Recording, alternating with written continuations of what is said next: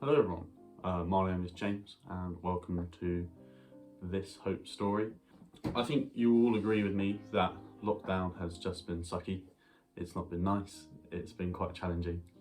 But as part of that, it has forced me to stop relying on the things that I think I know and start relying on God essentially, because He does know. And one of the big things that I found really difficult with lockdown is actually just not knowing what I was going to do with myself. I was part of the COVID school years. I was in my final year of college doing some pretty fancy A levels, and then never got to sit the exams. Didn't get the grades I wanted particularly, and yeah, just kind of felt a bit mugged off by the whole situation.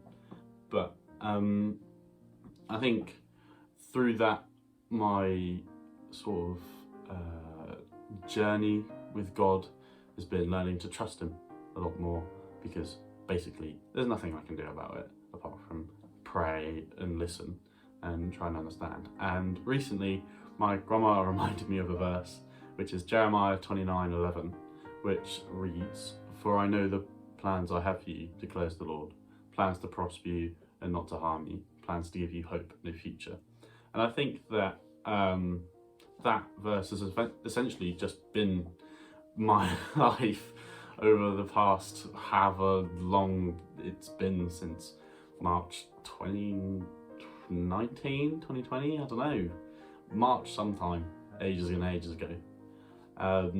Yeah, there's been some really yucky things that have come out of lockdown that have made me feel quite open and vulnerable and unhappy, to be quite honest.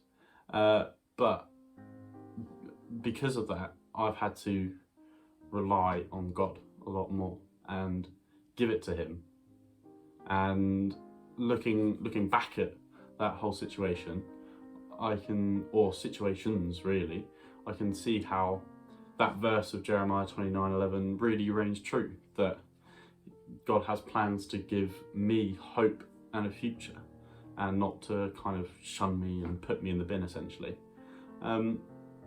And knowing that God has a plan for me really just brings me a lot of joy, because it means that I know that He loves me, because He's thinking about me and where I'm going to be, and He knows where I'm going to be. But it doesn't necessarily, but just because God knows His plans for me, it doesn't necessarily mean that bad things don't happen. It just means that there's a reason for them happening, which is a really corny saying, that everything happens for a reason. But clearly it must do, because otherwise that verse would just be wrong essentially.